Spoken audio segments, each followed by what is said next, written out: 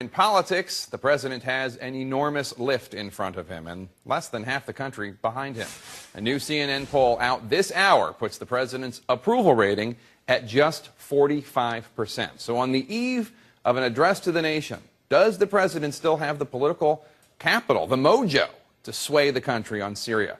Let's bring in our panel, co-host of CNN's Crossfire, Van Jones, CNN political contributor Kevin Madden, and Washington correspondent for The New Yorker magazine, Ryan Lizza. Kevin, these numbers, I would think if I were in the president's political team, I'd look at them and I'd be distressed. Only 9% of Republicans and 26% of independents approve of how the president is handling Syria. He obviously needs Republicans and independents behind him on this. He can't do it with just Democrats. How can he move those numbers? He has these 6 interviews with anchors, including Wolf Blitzer tonight, and the address to the nation tomorrow. You know, I don't think he can right now. I think, you know, it's important to remember that most of the time, public opinion is a process, not an event. So the idea that you can just go with an Oval Office address and some interviews with network anchors and change public opinion in such a short amount of time, I just don't think it can happen. But what he has to do in order to make some headway up on Capitol Hill, which is the crucial audience right now, is he has to talk about having an integrated, comprehensive strategy to change the situation on the ground. That, I think, is what has frustrated most people up until this point. So not just the strike, but what comes after. Correct. I think that's right. He's got to tell a story that helps people understand the context here. What's been going on in Syria. Syria has not been on anybody's mind. In fact, the president has sort of tried to keep it out of the public conversation in some important ways because he didn't want to be pushed into action. He's got to give people a story about Syria, its past, its present, what he wants to do. But I think at some point you got to face reality here. He is not likely to prevail in Congress. And I think he's got at this part, people in D.C. got to start thinking, we can't have this vote. Right. We can't have you mean the this Senate vote. and the House? Or the Senate and the House. Both. Kick it downfield. 45 days, 90 days, maybe the gaffe that saves the world, maybe John Kerry's gaffe will save us somehow, but we got to play for time here. We can't be in a situation where the Congress of the United States shoots down the president, unprecedented, on this war, but we also can't go to war. Ryan, you and I were talking about this before the show. Yeah. The president goes to Congress. There's inevitably going to be some anti-war Democrats that vote against any military involvement and some anti-war Republicans, the Rand Pauls of the world. Yeah. But there is a vast majority that are willing to be convinced.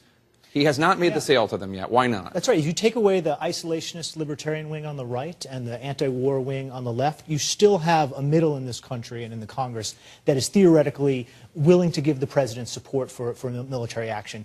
But he's won the case, I think, on the fact that Assad has chemical weapons. Nobody disagrees with that. I think he's basically won the case that Assad or the regime has used these chemical weapons. I don't think there's a serious case against that.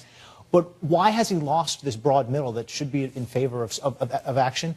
He hasn't made the case of what this pinprick strike would actually do. He hasn't made the argument of what it is we're defending. What is the national security interest here?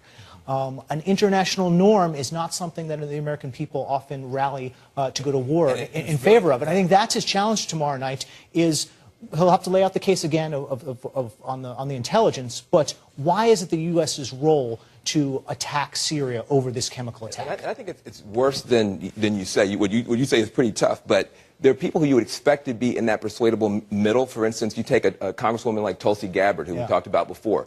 She's a Democrat. She's from his home state. She's 31 years old. She's an Iraq War veteran.